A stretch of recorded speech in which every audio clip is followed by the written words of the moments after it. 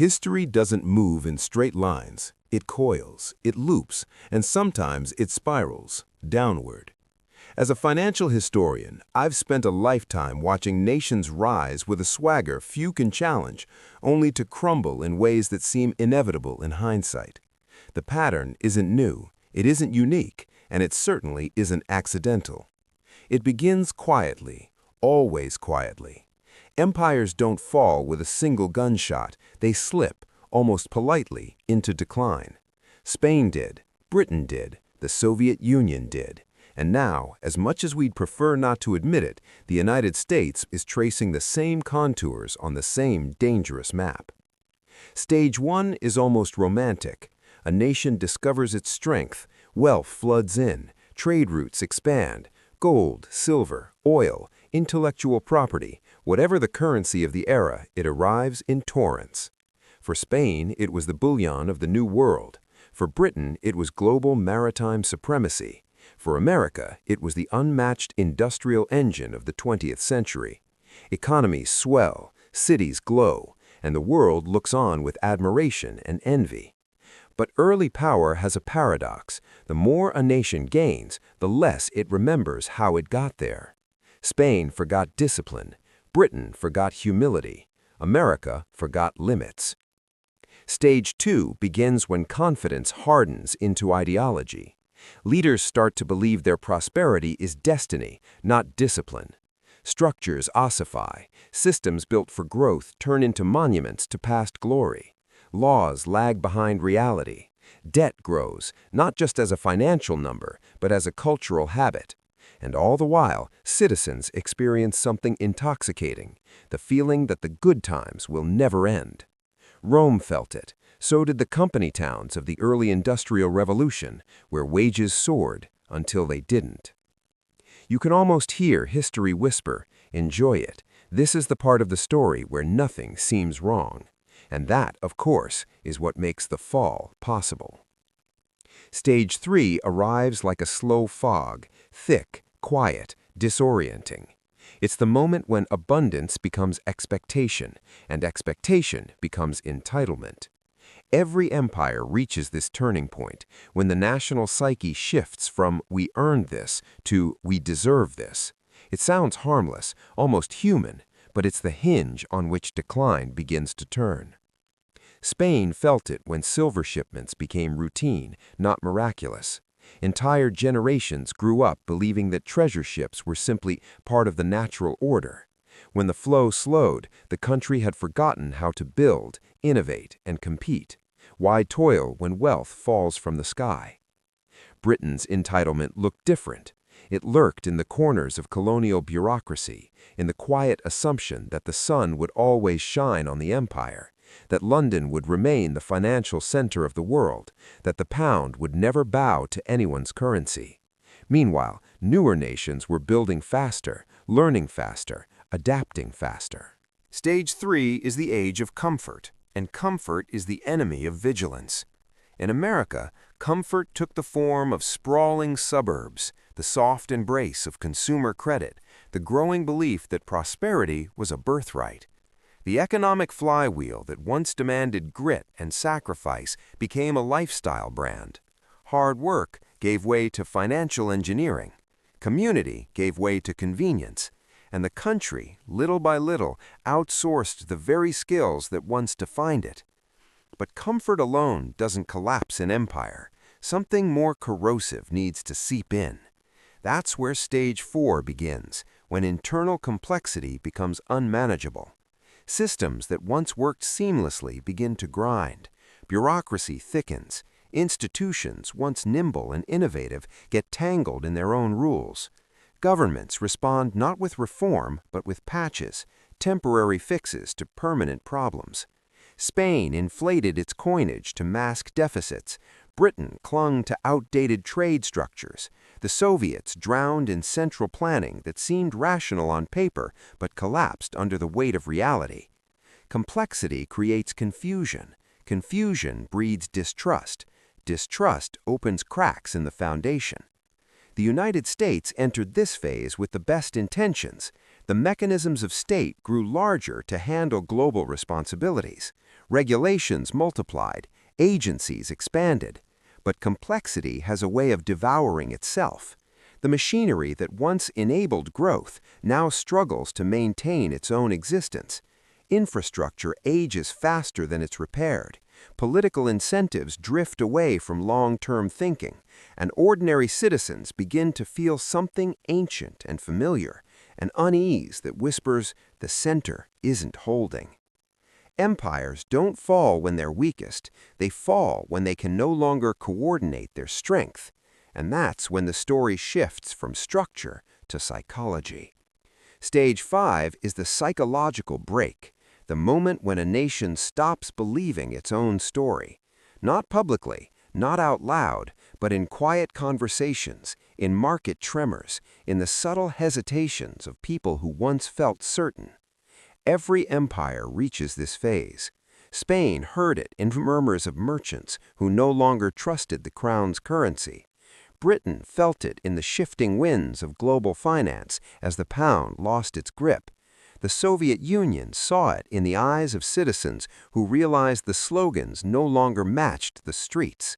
Stage 5 is where myth collides with math, and the math rarely lies. For the United States, this phase didn't come with a bang. It arrived through polarization that hardened like cooling lava, through headlines that felt less like news and more like warning signs, through markets that swung from euphoria to panic in intervals too short to understand, through families who stopped believing that their children would live better than they did.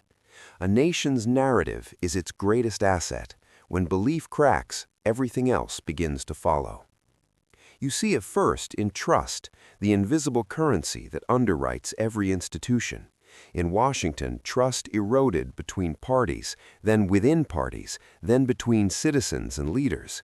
Agencies once viewed as stewards became battlegrounds. Facts became negotiable. Data became weaponized. And the political system, designed to resolve conflict, became the conflict itself. You see it in markets, too.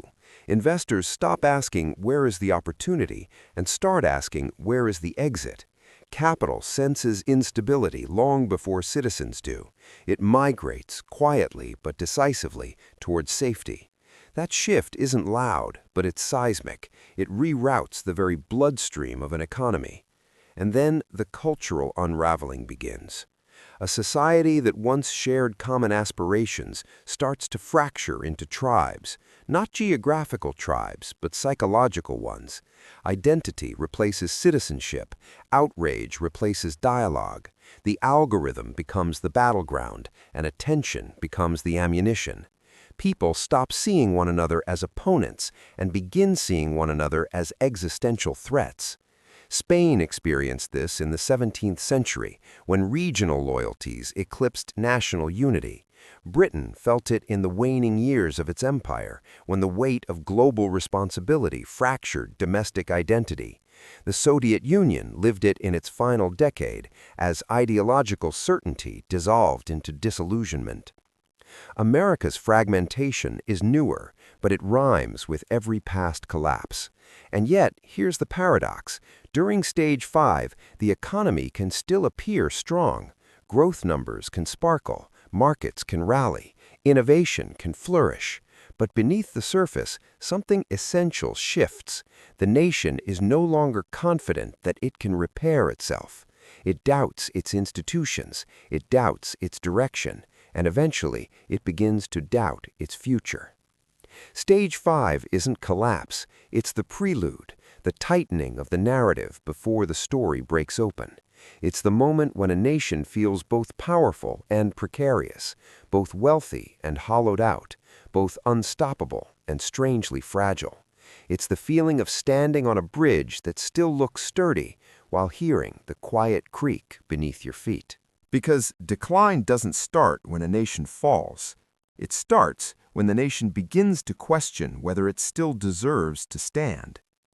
Stage 6 is the moment when pressure transforms into policy, when the fear that once lived in private sentiment becomes public action. This is the phase where leaders, sensing the ground shifting beneath them, try to hold the nation together with tools that once worked but no longer do. They reach for levers that feel familiar: spending, tightening, loosening, stimulus, austerity, each move a reaction, not a strategy.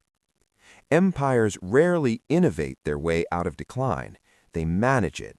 But management is not salvation. Look back at Spain. When the gold dried up, the crown tried to legislate prosperity back into existence. Edicts, price controls, harsher taxation, measures that preserved appearances while weakening the core. It's like trying to repair a sinking ship by repainting the deck. Britain tried something different. It clung to its global influence long after the economic foundation that supported it had cracked. International commitments grew heavier, not lighter. Defense budgets strained under the weight of history. London's financial prestige masked deep industrial decay. It wasn't denial, it was momentum. The empire continued moving simply because no one remembered how to stop it.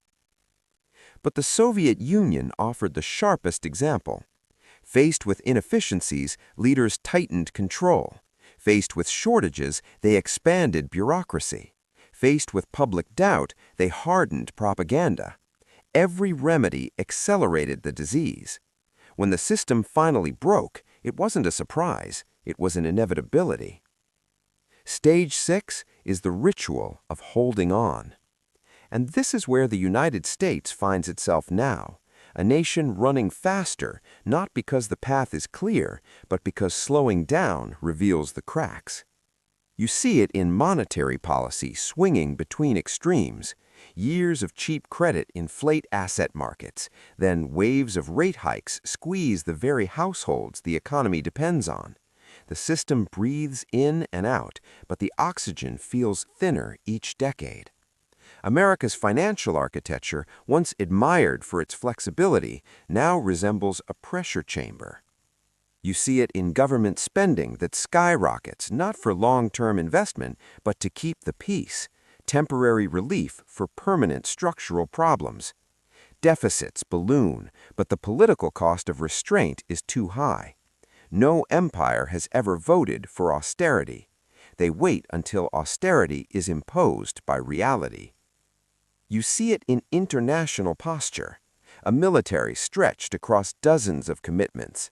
Alliances that once brought stability now demand attention, resources, reassurance. The cost of being the world's anchor becomes heavier as the domestic ship sways. And you see it in the quiet migration of talent, capital, and ambition, patterns that rarely make headlines but always tell the truth. As confidence erodes, the most mobile parts of society begin to hedge their bets. Investments diversify abroad, corporations seek friendlier climates, and individuals rethink the promise of the American dream. It's not abandonment, it's insurance. But perhaps the most telling sign of Stage 6 is cultural, the rise of nostalgia. A nation in decline doesn't dream of the future, it longs for the past. Spain dreamed of the age of conquest. Britain dreamed of Churchill's resolve. The Soviet Union dreamed of wartime unity. Nostalgia becomes both comfort and curse, a warm blanket draped over cold reality. America's nostalgia is unmistakable. Competing visions of a lost golden age dominate political rhetoric. Every faction claims ownership of a version of the past that can supposedly be revived. But no empire has ever resurrected its prime. The past is not a roadmap, it's a museum. And yet, here lies the paradox that keeps Stage 6 suspended for years, sometimes decades. The nation is still powerful enough to delay the consequences of its decline. The machinery still works, just not for the reasons people think. America's innovation, its entrepreneurial spirit, its global influence, they mask fragility with brilliance, turbulence with momentum. This is the tragedy of late-stage empires. They remain dazzling long after the foundations have begun to crumble. The danger isn't that the system fails overnight. The danger is that it looks functional right up until the moment it doesn't. Stage 7 is the break, the moment the narrative can no longer hold its own weight. It never looks like the movies. No single event, no dramatic headline, no sweeping collapse in a single day. Instead, it's a mosaic of small fractures that suddenly connect. A currency wobble, a political standoff, a supply chain halt, a foreign ally stepping back. This is how Spain slipped from empire to memory, how Britain became a nation rather than a dominion, how the Soviet Union dissolved not with an explosion, but with an exhausted exhale. For the United States, Stage 7 isn't destiny, but it is a possibility, one shaped by choices still unfolding. Collapse isn't predetermined, it's negotiated. It happens when a nation refuses to update the story it tells itself. Yet there's an odd hope in this stage, too. The realization that decline can be a teacher, that renewal is possible, but only when illusions fall away. Because every empire faces a question at the end of its arc. Will it cling to the myth of what it was, or confront the truth of what it must become?